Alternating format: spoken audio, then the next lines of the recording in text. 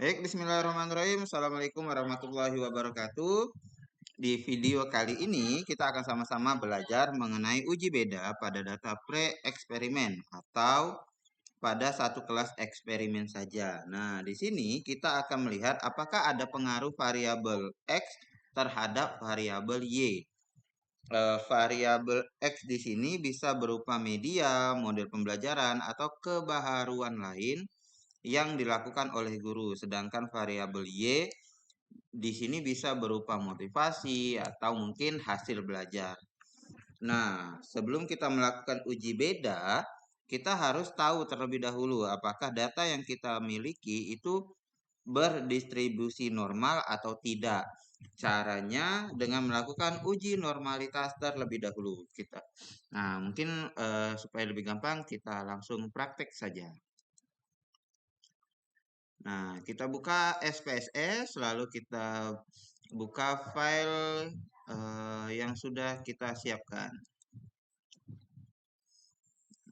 Karena bentuk Excel, jadi file of type-nya kita ubah menjadi Excel. Nah, ini open. Nah, kita tunggu sejenak. Kita klik OK. Nah, di sini kita sudah memiliki data mengenai pretest dan posttest. Kita lakukan uji normalitas terlebih dahulu. Caranya kita klik analyze, lalu descriptive statistik, explore. Nah, pretest dan posttest kita masukkan di bagian dependent list. Untuk faktor list ini kita kosongkan saja karena kita tidak ada pembanding. Di bagian plot, bagian histogram, dan normality plot with test kita centang. Lalu kemudian kita klik continue. Lalu kita klik OK. Nah, di sini kita langsung saja fokus di test of normality. Ini kita bisa copy atau cut. Nah, karena responden penelitian kita itu tidak lebih dari 50, maka kita fokusnya di Shapiro Wilk. Sedangkan kalau jumlah responden kita itu lebih dari 50, maka fokusnya di bagian Kolmogorov-Smirnov ini. Nah, saya sudah. Nah, ini kita copy, lalu kita masukkan. Karena kita hanya perlu di bagian Shapiro Wilk-nya, kita bagian Kolmogorovnya bisa kita hapus. Nah, di sini saya sudah menuliskan sebelumnya data interpretasi datanya. Peneliti melaporkan bahwa pretest kelas eksperimen dalam kurung signifikansi 0,808 dan posttest kelas eksperimen dengan signifikansi 0,800 di mana data ini lebih dari 0,05. Maka data pretest dan posttest pada kelas eksperimen berdistribusi normal. Karena data berdistribusi normal, maka kita lanjutkan dengan uji beda per simple t-test. Sedangkan kalau ternyata pada saat kita melakukan uji normalitas, ternyata data kita tidak berdistribusi normal, maka kita bisa melanjutkannya dengan uji dari Wilcoxon. Oke, karena kita sudah melakukan tes uji normalitas dan hasilnya itu normal, maka bisa kita lanjutkan dengan uji beda atau per simple t-test. Caranya kita kembali ke SPSS kita tadi. Bagian ini bisa kita hapus. Oke.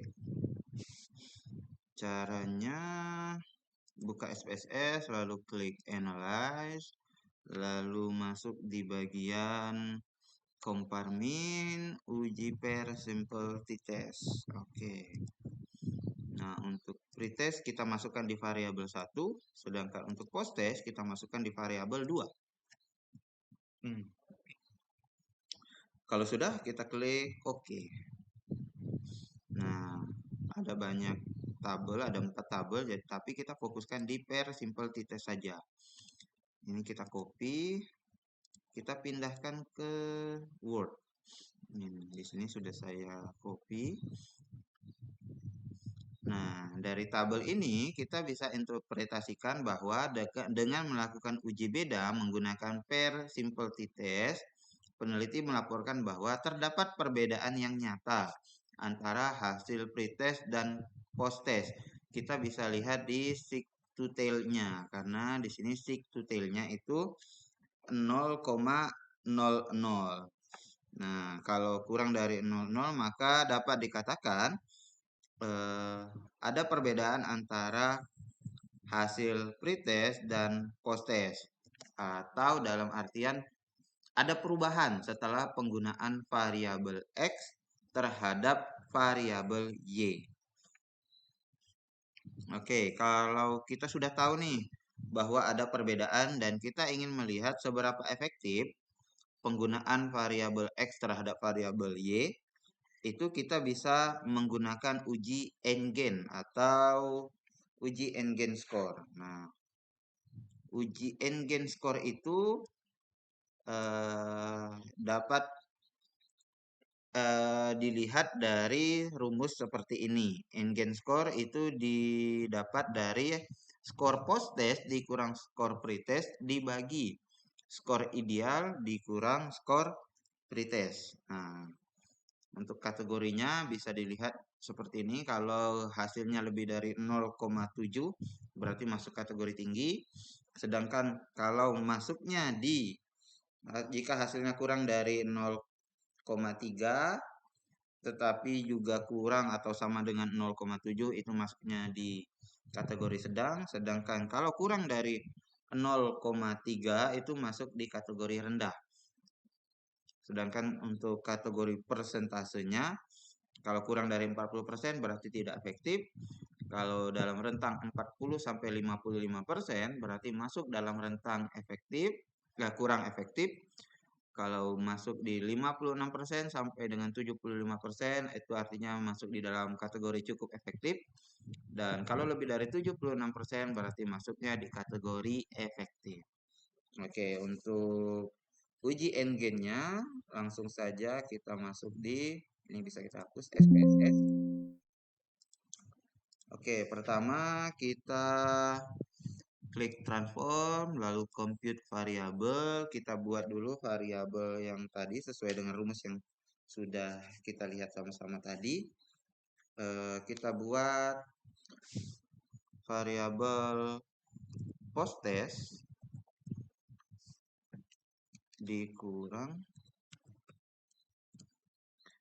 posttest dikurang pretest. Oke, lalu untuk posttestnya kita masukkan. Nah, ini bisa diklik di sini atau kita langsung di keyboard kita. Lalu masukkan juga pretest. Kalau sudah kita klik oke. Kita bisa cek dulu Bapak Ibu kalau tidak ada di sini. Kita geser tabelnya atau kolomnya sudah ada. Kemudian tambahkan lagi compute variabel di bawahnya. Kita klik skor ideal dikurang dengan pretest. Pastikan menggunakan underscore, jangan kurang seperti ini Bapak Ibu karena itu akan mempengaruhi. Tidak bisa dibaca. Skor ideal dikurang pretest. Oke. Karena skor ideal kita 100, maka langsung saja 100 dikurang pretest, kita masukkan, kita klik OK. Oke, kita tambahkan lagi dengan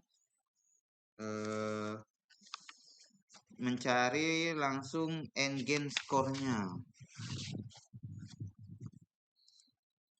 Compute variable, kita buat n-gain skornya. N-gain skor, ingat tadi rumusnya adalah post-test dikurang pretest dibagi dengan skor ideal dikurang pretest. Oke, kita klik OK.